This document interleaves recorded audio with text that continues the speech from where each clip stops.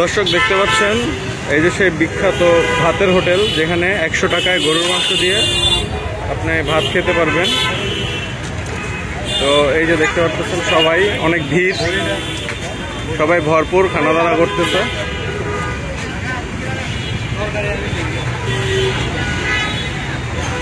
এই যে খাবারের কোয়ান্টিটিটা দেখতে পাচ্ছেন আপনারা, 1 পিস গরুর মাংস, ভরপুর ঝোল, আলু, ভাত। এই প্যাকেজটা হচ্ছে 100 টাকা। আমরা হোটেলের ভিড়টা একটু দেখি কেমন।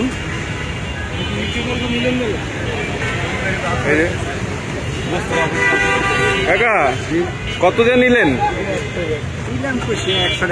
100 টাকা না? খাবার কেমন, ভালো নাকি? খাইছেন আপনি আগেও? আজকে প্রথম। আপনার কাছে কেমন লাগতেছে? 100 টাকা অনুযায়ী কি ঠিক আছে খাবার? ঠিক আছে না? ঠিক আছে। এই দেখতে পাচ্ছেন সবাই প্লেট নিয়ে দাঁড়ায় আছে সিরিয়ালে। টোকেন টোকেন টোকেন টোকেন চান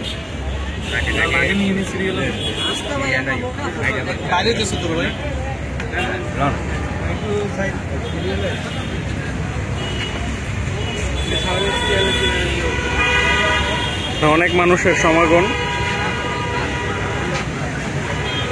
এটা হচ্ছে আগারগা আর এদিকে হচ্ছে আপনার শেওড়াপাড়া, আর এদিকে হচ্ছে আগারগা। এর মিডল পয়েন্টটা এখানে দেখতে পাচ্ছেন তালতলার যে পাম্পটা, এই পাম্পের একদম অপোজিট সাইডে দেখতে পাচ্ছেন। এত মানুষ দেখলে মনে হতে পারে এখানে হইচই কোনো ঝামেলা গ্যাদারিং হয়েছে, এরকম কিছুই না। তো এখানে ভরপুর রান্নাবান্না হচ্ছে। আর এই দেখেন আলু অলরেডি কাটা শেষ হইলে আবার রান্না হবে, আর এখানে রান্না চলতেই আছে। এই যে ভাই রান্না করতেছে,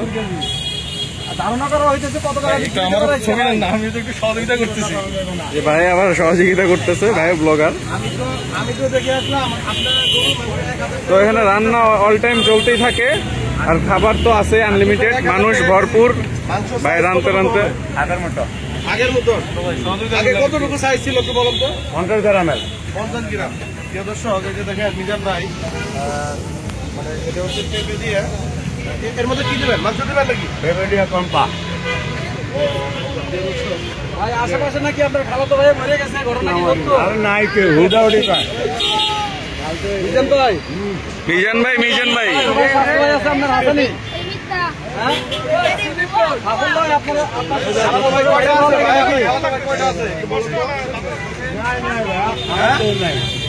কেউ নাই এখানে নাই, তাই তো?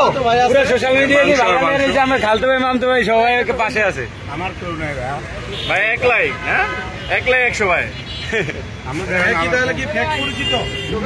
সব হচ্ছে মিজান ভাইয়ের সেই বিখ্যাত হোটেল, রাস্তার পাশে মানুষ আর মানুষ, মানুষ আর মানুষ, মানুষের অভাব নাই, দেখতে পারতেছেন।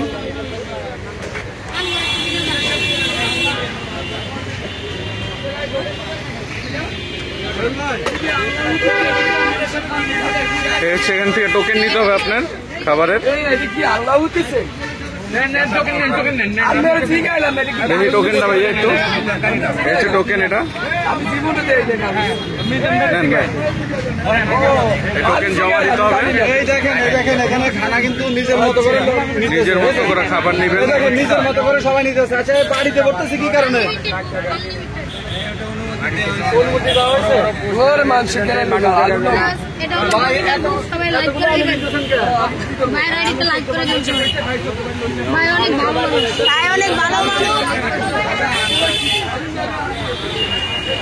তো মিজান ভাইয়ের এই বিখ্যাত হোটেলে খাইতে হলে আপনার অবশ্যই আসতে হবে আগারগা তালতলা। এই যে এখানে একটা পাম্প আছে, যে কাউকে বললেই হবে।